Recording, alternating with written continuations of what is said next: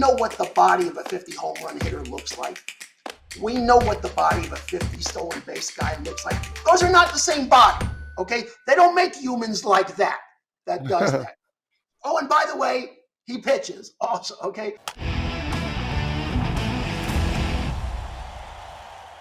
President and CEO of the Dodgers, Stan Kasten, is here with us. Stan, great to see you. Great to have you on, and congrats on the team making it to this point. How's the week been? It's been great. No pressure of ball games every night. We got 4 days to just bask in the glow of winning a pennant and not worrying about scores for a few days. I got one more night like that before it gets bad again. Well, do you like that? So obviously some fans say, there's too much of a wait. And so everyone's nervous. There's anticipation. But also we get to kind of talk about it, talk it up for a few days. And I'm sure for your organization, there's a billion things going on. People aren't getting much sleep because they're preparing for the World Series and everything that the Dodgers are going to do in LA. Well, we do like it. We think, it helped. First of all, it's the same for both teams. Yep. Second of all, it gives us a chance to get our guys with bumps and bruises a little more rest. And when there was the possibility that the World Series could start earlier if both teams finished early, we weren't thrilled about that. So we're fine with it starting tomorrow and really, really looking forward to it. I love that. So what can we expect? I mean, I can start here because I just saw some press come out about it. We covered the loss, the devastating loss of Fernando Valenzuela yesterday at way too young of an age and a Dodger legend. So can you tell us anything about what we can expect at the ballpark? Well, we know we're going to start. We have our patches starting. Yep. We're going to have a display on the field, and we will have a tribute to him, a video of him before the game starts. The only good thing about all of this, we've known Fernando was ill for a while. We were hoping he'd pull through, but alas, he didn't. The only nice thing about the timing is that we are going to get to honor him and to celebrate him on our largest possible stage at the beginning of the World Series. So that is kind of a nice thing in what has been a tough week for all of us emotionally. Did you ever see your career being like this when you're 27 years old? At a young age, you became the youngest general manager in NBA history with the Atlanta Hawks. Was this a dream of yours? Is this something that you set your goals for? And then, I mean, the plethora of other teams, the Braves, the Hawks, the Thrashers, and now, with the Dodgers, man, it's been a remarkable, we say career, and you're still doing it. Like, talk to us about the man yourself. What would you want to be when you grow up? And did you ever see this path? Well, you particularly should understand this. When you were a kid in Toms River and I was in Lakewood, I was thinking it then. Okay, this is all I ever. Once I realized I couldn't be the center fielder for the Yankees, which every team wanted to be then, I thought I'd really like to be involved with running a team. I didn't know it would turn out quite like this, but I've been blessed with so many good people around me, and the teams that I have been with have gone to the World Series. Tomorrow will be the 9th time. And I know how hard that is. It's hard to get there once. So I really appreciate the breaks I've had. And the biggest breaks are the people I've been around who are so good at what they do to get us there. It is a unique experience, and I appreciate every minute of it. How about that? The connection for you. I didn't know, but you're right down the street here. This is incredible. Yeah. You ever make your way back in Jersey or no? I do every now. I still have family. But this week, they'll have to get their tickets somewhere else. Okay, because a lot of them are still Yankee fans. Not that many, but a lot of them still are. And I tell everyone who tells me they're a Yankee fan that I have good news for you. You can get over that. I've proved it. Okay. Oh, that's incredible. That's true, right? Yeah. Hey, you root for your hometown team. We have players on the show every day. Yeah. And then when you get drafted, that team's gone. Yeah. And you're a fan of whatever team you're part of. So that's really good. Hey, Stan, I have a question for you. First off, just for some of our fans to understand, we have plenty of Dodger fans, what your title is, because some people look and they're like, I thought Andrew Friedman's the president. We're like, no. Nowadays, there's a lot of there's all kinds of titles in baseball. So he's the president of baseball operations. Can you explain what your role is and has been throughout your time in sports? Okay, well, Andrew's president of baseball operations. He reports to me and to Mark Walter, our owner. We also have a whole separate hierarchy that handles the business operations. They report to me as well. And I've been a president of a team, since the mid 80s, I guess. I started out as an assistant GM with the Hawks, and then a GM with the Hawks, and then Ted Turner asked me to take over both teams. I became president of Hawks and Braves, and I did that till I left in 2004. Went to the Nationals for 5 years, and since 2012, I've been here as president of the Dodgers. So you've seen, 2012, so now you're there 12 years. Yeah. You've seen a lot of playoffs. You said 9 World Series. Every year, yeah. Only two rings, though. One with the Braves, one with the Dodgers, correct? Yeah.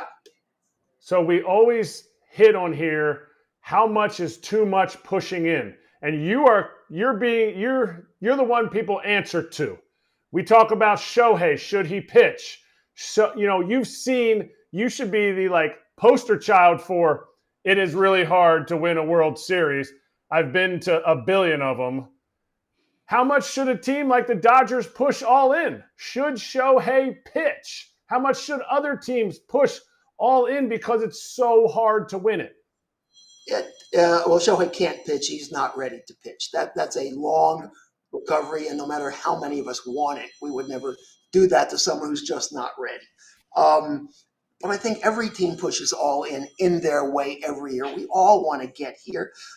Those of us who make it to the playoffs have had a good record over 162 games. And then a lot of that doesn't matter anymore because you've got to succeed in either 3, 5, or a 7-game series. And how many things can go wrong no matter what kind of planning you do. So, yeah, I appreciate it is hard. I know a lot of people in this sport who've never won at all. So just getting to the World Series is a tremendous accomplishment in my mind, and winning 2 is indescribable. So you could have a debate whether maybe we really won more than 2, but we're not going to do that on this show. So yeah, we covered that. Brian Cashman brought it up. That's fair. You saw that. And these guys were involved. We have 2 2017 Yanks. So trust me. Yeah, we know what could happen. Yeah, exactly. All right. So I want to ask you about the 2 franchises meeting up here because they are teams that, spend at the top of the food chain for players in free agency trades, etc. But we also brought out how they spend at the margins, right behind the scenes. There's a lot that goes on to make sure the players are in the best position to succeed. So what's your answer to fans who are like, oh, it's not fair that the Dodgers and Yankees are meeting up in the World Series because they get to spend more and, those teams make more behind the scenes too? Well, in our case, we're happy when we get here, obviously, but, the last time we were in the World Series, we played Tampa, and they're at or near the bottom in what they spent. And every year there's someone, we were very close to playing the Guardians, right? Because they're an extraordinary franchise that does a lot with a smaller payroll. So we know it can be done. In our case, in a market like LA, we spend a lot because that is our investment in our fans who invest in us with all the revenues we can generate from tickets and merchandise and food and beverage. And we take that money and turn it around, invest it back in our fans through the players we put on the field, through the experiences we have at constantly updating our stadium, through the thousands of community relations programs we have during the course of the year. And so it's a virtuous cycle in LA because of the great fan base that we have. It's a win-win. We would just like 4 more wins on the field this year. I want to talk a little bit about the best player in baseball, Shohei Ohtani. I mean, this guy has been absolutely incredible. We needed him in the postseason. We needed him in October. How integral of a part has he played not only for the Dodgers but in baseball in general? You can identify people in other sports, basketball. You know who the stars are, and you want to see them, and they can have a tremendous impact on the team. Baseball's not that way. Baseball, it takes 26 people, awful lot of coaches, and an awful lot of minor leaguers to get through a season and to win up here. But Shohei is that rare person who moves the needle all by himself, not just on the field, but also off the field. Job one is always going to be, no matter what we spent, it was always for job one, which is helping us win on the field. He has been extraordinary. As I've been saying all week, we know what the body of a 50 home run hitter looks like. We know what the body of a 50 stolen base guy looks like. Those are not the same body, okay? They don't make humans like that does that. Oh, and by the way, he pitches also, okay? So he is unique, to put it mildly. What has been great is after the opening stuff in Korea, once we got through that and the wall came down, we realized what a great guy he is, how great he is in the locker room, how great he is around fans, how great he is with the media. We really didn't know all of that before, but he has been just as good as he can be.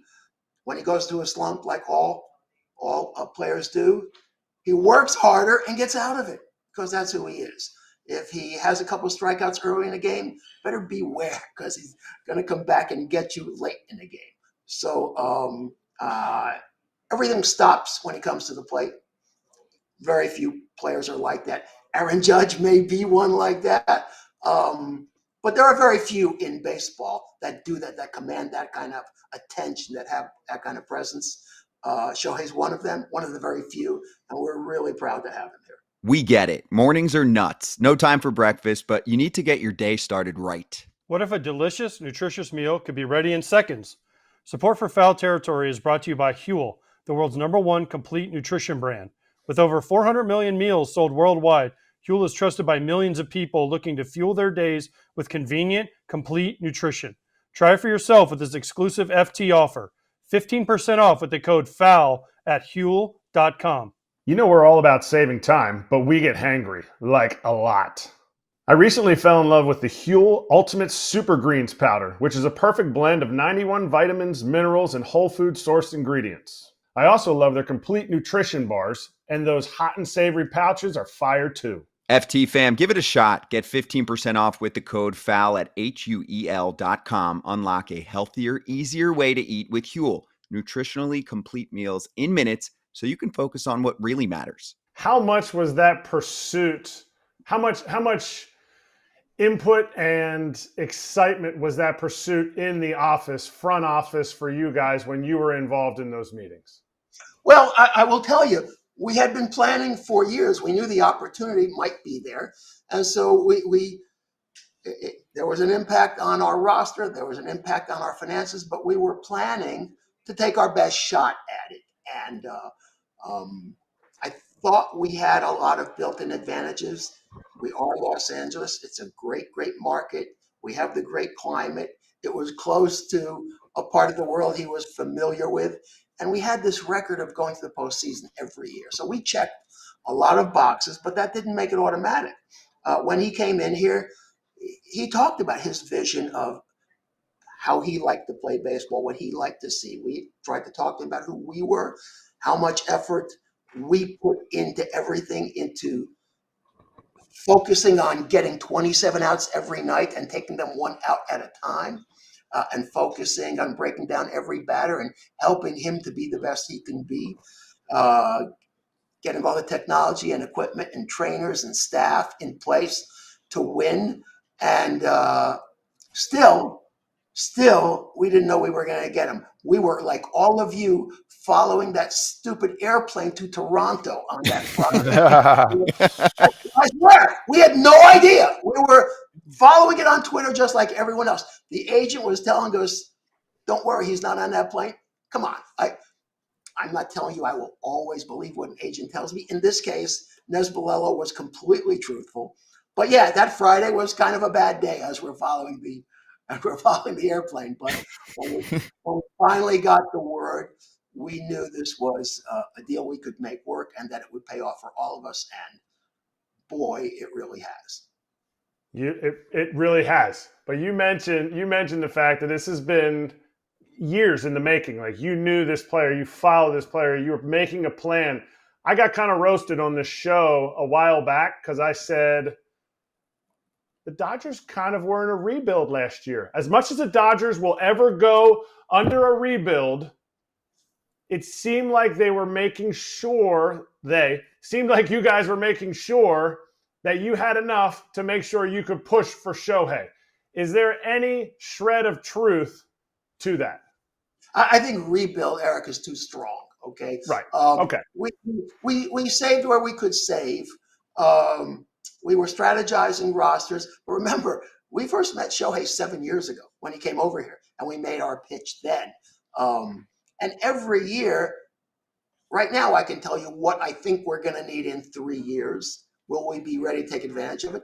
But it doesn't always work out. This was a case where he was such an obvious talent and an obvious draw that we said we have to do all we can. But did we maybe save a corner thing here or there last year? Maybe. But I got to tell you, even though we went out in the first round to a damn good Padres team, we weren't rebuilding. We were trying last year too. I promise, we really were. Yeah, no, not saying you weren't trying. Just difference. It's if the Dodgers ever get close to a rebuild, that's the closest they'll ever get. Maybe so. Reload. We had injuries.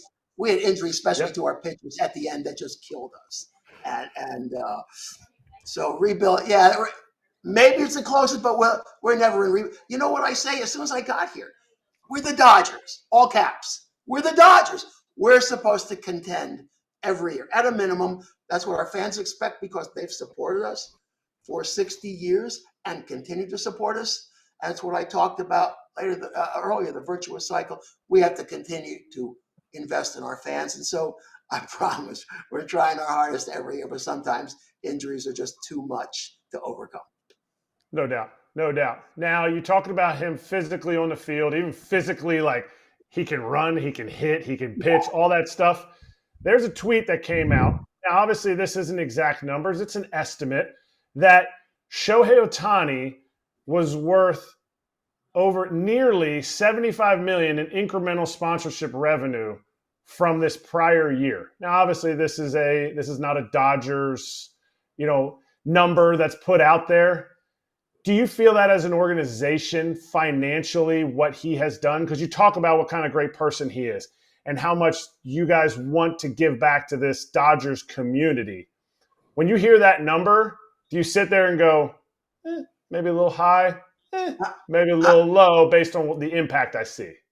I'm not ever going to talk about numbers. Let's not be crass. We love the game. Let's talk about the game. However, I will say this, this year we're only paying him out $2 million. I will go ahead and tell you we safely cleared that hurdle. How's that? That's a good way to put it. Exactly. I love that. Exactly. He's been worth what he's getting paid this year. There's no doubt about that. No complaint. That's an easy one. No hey, last one for you, Stan, because you were talking earlier about Atlanta. Which franchise has been tougher, which experience to maintain the level of competitiveness to be a playoff team each year? Like, is it tougher to do now or was it tougher back then? Well, back then it was tough because we were coming off 4 years of being a last place team in Atlanta and having no fans because of the generation of not being great.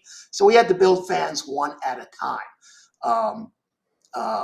And it took fans a while to get there. But once we went on the run which became a 14-year division winning run, fans certainly showed up. We went from 4 years under 1 million attendance to 14 years averaging 3 million. That was different. I'm not saying harder or easier, different than LA, where these fans had already been here. These fans were 3 million year in, year out.